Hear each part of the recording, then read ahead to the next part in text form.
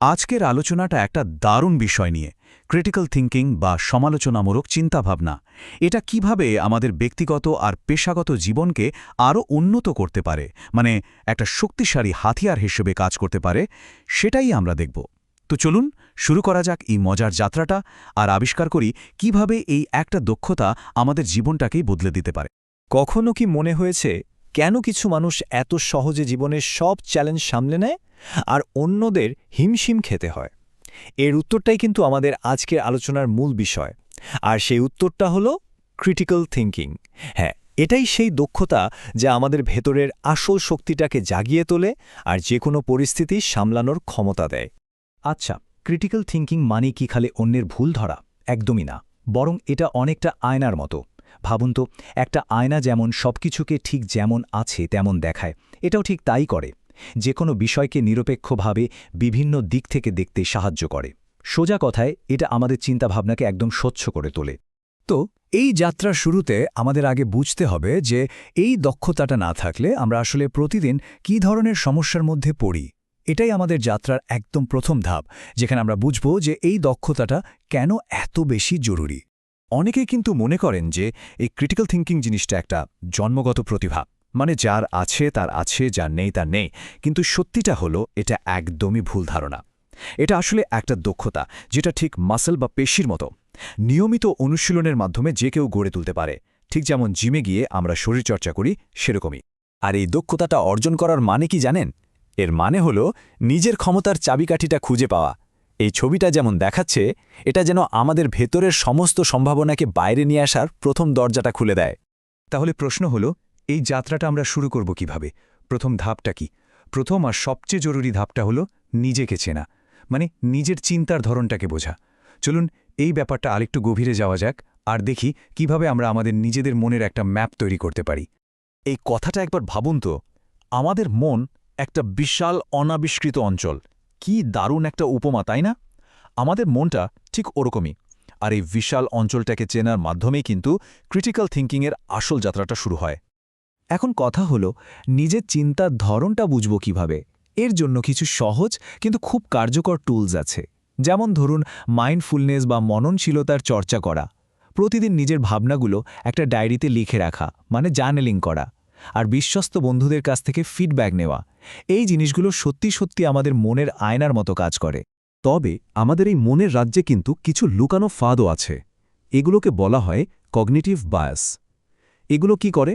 এগুলো আমাদের অজান্তেই আমাদের চিন্তাকে প্রভাবিত করে আর ভুল সিদ্ধান্তের দিকে ঠেলে দেয়।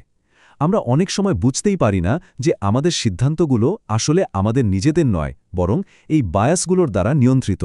এই যেমন ধরুন কনফার্মেশন বায়াস। এটা কিভাবে কাজ করে তা এখানে খুব সুন্দর করে দেখানো হয়েছে। ধরুন, আমাদের একটা বিশ্বাস আছে, তখন আমাদের মন কি করে? ও শুধু সেই তথ্যগুলোই খুঁজতে থাকে যা আমাদের বিশ্বাসকে আরও পাকা করে। আর ঠিক এর উল্টো কোনো প্রমাণ পেলেই সেটাকে হয় এড়িয়ে যায়, না হলে পাত্তা দেয় না। মানে এটা বাস্তবতাকে আমাদের সুবিধামতো একটা ফিল্টার দিয়ে ছেঁকে নেয়। তো আমরা আমাদের মনের ভেতরের জগৎটা তো একটু চিনলাম, ফাঁদগুলো সম্পর্কেও জানলাম। এবার চলুন আমাদের যাত্রার পরে ধাপে যাই। এখন আমরা আমাদের থিঙ্কিং টুল কিটস তৈরি করব। মানে এমন কিছু সরঞ্জাম নিয়ে কথা বলবো যা আমাদের চিন্তাভাবনাকে আরও ধারালো করে তুলবে। একজন ভালো ক্রিটিক্যাল থিঙ্কার হতে গেলে কয়েকটা মনোভাব থাকাটা কিন্তু খুব জরুরি। প্রথমত, কৌতূহল, মানে সবকিছু নিয়ে জানার একটা অদম্য ইচ্ছা। দ্বিতীয়ত, মুক্তমনা হওয়া, যে কোনো নতুন ধারণা শোনার জন্য মনকে খোলা রাখা। আর তৃতীয় এবং খুব গুরুত্বপূর্ণ হল বুদ্ধিবৃত্তিক নম্রতা, মানে এটা মেনে নেওয়া যে আমি সবকিছু জানি না, আমারও ভুল হতে পারে।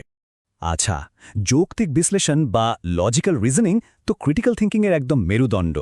কিন্তু শুধু যুক্তি থাকলেই হবে না, এর সাথে দরকার প্রমাণ ভিত্তিক চিন্তা। মানে আপনার যুক্তির পেছনে শক্ত তথ্য আর প্রমাণ থাকতে হবে। ব্যাপারটা অনেকটা ইঞ্জিন ছাড়া গাড়ির মতো, দুটোই একসাথে না থাকলে চলবে না। বেশ, আমাদের টুল কিট তো তৈরি। এখন আসল প্রশ্নটা হলো, এই টুলসগুলো ব্যবহার করে আমরা আমাদের জীবনের জটিল সমস্যাগুলো সমাধান করব কিভাবে? এই পর্বটা ঠিক সেই ব্যাপারই। চলুন এবার দেখি কিভাবে জীবনের জটিল গিটগুলো খোলা যায়। ভাবুন তো, আমাদের জীবনের বড় বড় সমস্যাগুলো ঠিক এই রকম একটা বিশাল জট পাকানো গিটের মতো। প্রথমে দেখলে মনে হয় এটা খোলা অসম্ভব, কিন্তু এই রূপকটা আমাদের এটাই শেখায় যে যত জটিলই হোক না কেন, সঠিক পদ্ধতিতে এগোলে এর প্রত্যেকটা প্যাচ কিন্তু খোলা সম্ভব। আর সেই গিট খোলার জন্যই এখানে একটা 5 ধাপের পদ্ধতি দেয়া আছে। এটা একটা দারুণ কার্যকরী গাইডলাইন। প্রথম ধাপ, সমস্যাটাকে সংজ্ঞায়িত করা, মানে ছোট ছোট অংশে ভেঙে ফেলা। দ্বিতীয়, বিভিন্ন জায়গা থেকে তথ্য জোগাড় করা। তৃতীয়, কোনো রকম বিচার না করে যতগুলো সম্ভব সমাধানের কথা ভাবা। চতুর্থ, প্রত্যেকটা সমাধানের ভালো মন্দ আর সম্ভাবনা বিচার করা। আর সবশেষে পঞ্চম ধাপে একটা পথ বেছে নিয়ে সেদিকে এগিয়ে যাওয়া এবং দরকার হলে নিজেকে বদলানো। আর এই যে সমস্যার সমাধানের দক্ষতা, এটা কিন্তু শুধু ব্যক্তিগত জীবনেই কাজে লাগে না, পেশাগত সাফল্যের জন্য এটা অপরিহার্য। এটা আমাদের কেরিয়ারে এগিয়ে যাওয়ার পথটাকে অনেক মসৃণ করে দেয়, ঠিক এই ছবিতে দেখানো সিঁড়িটার মতো, যা আমাদের ধাপে ধাপে উপরের দিকে নিয়ে যায়। আমরা আমাদের যাত্রার প্রায় শেষ পর্যায়ে চলে এসেছি।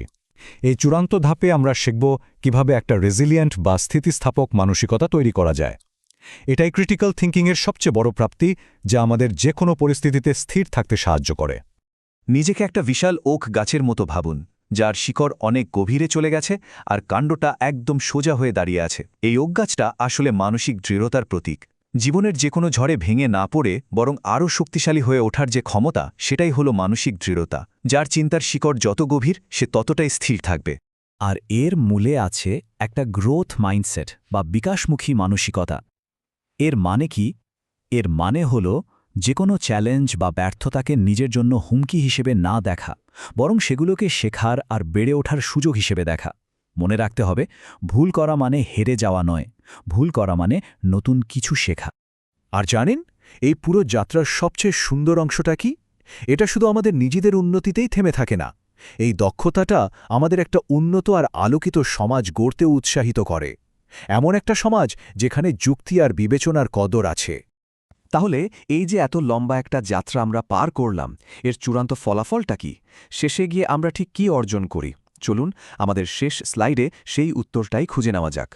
এর চূড়ান্ত ফলাফল হল নিজেদেরকে আগামী দিনের স্থপতি হিসাবে গড়ে তোলা। ব্যাপারটা শুধু সমস্যা সমাধান করা নয়, তার থেকেও অনেক বড়।